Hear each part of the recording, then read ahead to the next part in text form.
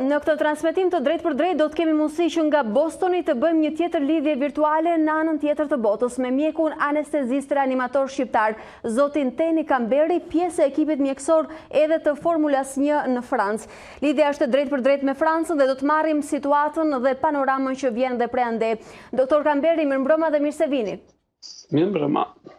Deri para pak ditësh thuaj në raportime se Franca nuk e kishte arritur pikun kritik të prekurve. Nëse referohemi dhënave numerike që duket se janë përmirësuara, si jeni sot në luftën me virusin? Prej disa ditësh po e presim këtë pikun e famshëm, më duket me shumë rezerva, po më duket që kemi arrit në këtë moment.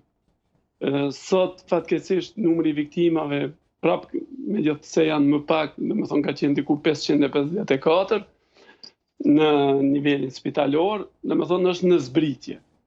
Edhe presim edhe 2-3 ditë për me konfirmu me të vërtetë këtë pikun që ka arrit.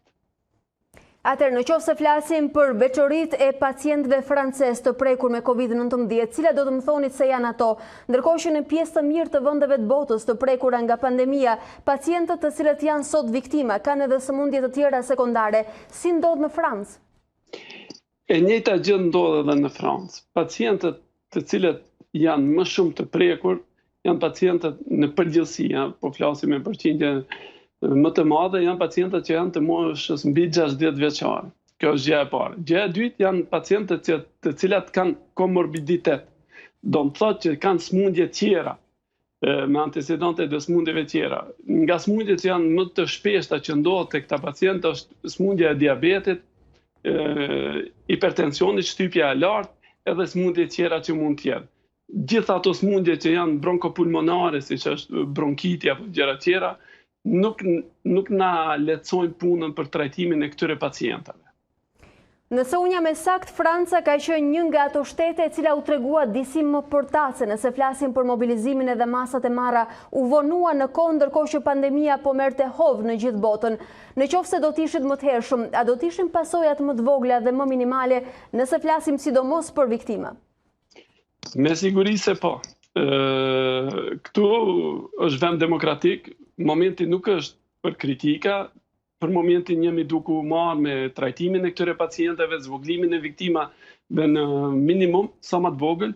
Mirë po keni të drejtë, Franca u vonua, aq më tepër që e kishim shembullin e fëmijës tonë që është Italia, ku na dha një leksion, një mësim që duhet sa më shpejt të bëhet izolimi i njerëzve, karantinimi dhe izolimi social. Kjo është e vetmja masë e cila ka treguar rezultate. Në më thonë Franca, po fatkeqësisht keni të drejtë, është treguar pak me vonesë, po me gjithatë jemi duke i dalë ballë. Megjithatë, më mirë vonë se kurrë dhe unë dua t'ju pyes sot që është data 10 prill, si është Franca në karantinë? Pra, cilat janë rregullat që duhet respektohen për shtetin francez?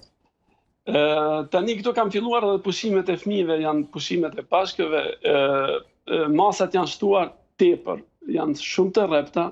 Deri sot arrin edhe dënimet me burg. Prandaj gjëja edhe këshilla që doja kishte bërë bashkëvendasve të me në Shqipëri, në Kosovë, në Luginën e Preshevës, në Maqedoni, është që të qëndrojnë sa më tepër në shtëpi. Ata të cilët janë të domosdoshëm për me dalë, për me bërë në gjërave elementare, ta mbajnë distancën mes vetit, bëjnë pastrimin e duarve. Edhe një gjë që është bërë tash aktualitet në Francë, që e shfrytëzoj rastin përmes medias tuaj ta ceku, se që është rishfaq problemi i maskave. Domethënë përdorimi i maskave tash është më tepër se i rekomanduar. Shumë shtete pritet që ta bëjnë të obligueshme, edhe pse në vendet aziatike e kanë si kulturë, në vendet tona është një çik më vështirë. Ata të cilët dalin, edhe po nuk patën maska medikale speciale, mund të përdorin maska artizanale që po i prodhojnë. Tash janë vut gjithë në shërbimin tonë, në shërbimin e popullatës, po prodhojnë maska, gjithë ata që merren me rroba qepsi e kështu me radhë. Doktor, është e vërtet që kjo po kthehet pothuajse në një urdhër, në një detyrim për të gjitha vendet në botë? A besoni se kjo mbështetet në faktin që tashmë besohet pothuajse edhe shkencërisht se virusi COVID-19 qëndron në ajër dhe edhe kështu mund të përhapet infeksioni lehtësisht? Një gjë është e sigurt, virusi shpërndahet përmes sekrecioneve të pështimës. Ato sekrecione janë shumë, domethënë, më kontagioze, rreziku është shumë i madh sa më afër të jetë distanca mes dy individëve. Nuk përjashtohet mundësia që këto të qarkullojnë edhe nga pak në ajër. Prandaj maska do të jetë një masë parandaluese shtesë, duke përfshi distancën, siç e ceka më parë, pastrimin e duarve të rregullt e kështu me radhë. Doktor, Franca ndërkohë është një nga shtetet që ka treguar solidaritet edhe me vende tjera nëse flasim për transferimet e ekipeve mjekësore. A i vuani sot mungesat e tyre? Ky solidaritet ka qenë reciprok. Domethënë ne si shtet në Francë kemi dërgu mjek në vende tjera, mirë po vendet, sidomos e Bashkimit Evropian, kanë pranuar edhe pacienta nga Franca, siç është rasti i Gjermanisë, Luksemburgit, Holandës edhe deri në Austri. Kjo e ka bërë lehtësimin, sidomos se situata është më e rëndë me zona, ka zona të cilat nuk janë shumë të prekura, po zonat më të prekura kanë qenë me të vërtetë në vështirësi shumë të mëdha, siç është zona e lindjes së Francës, ku është Strasburgu, Mulhouse, këto vendet, edhe zona ku gjendet Parisi, që i thonë Île-de-France. Ata kanë qenë me të vërtetë në vështirësi të mëdha, e ata janë detyruar që të bëjnë transferime në regione tjera të Francës, sepse Franca është e madhe, sidomos kur është fjala për pacientat, mirë kuptomi, të reanimacionit, të kujdesit intenziv, të cilat në gjendje janë shumë të rëndë, edhe që kanë nevojë për një kujdes tepër të specializuar.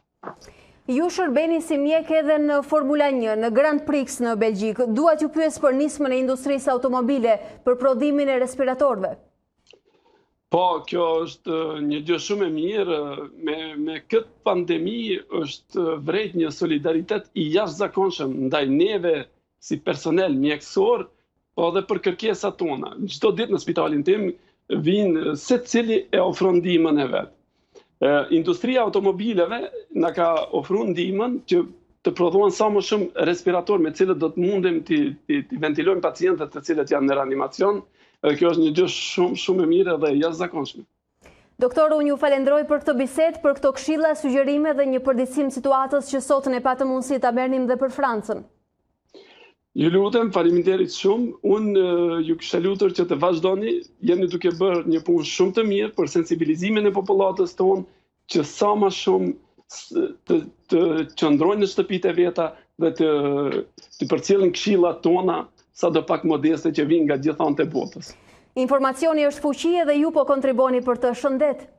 Faleminderit e gjithë të mirat.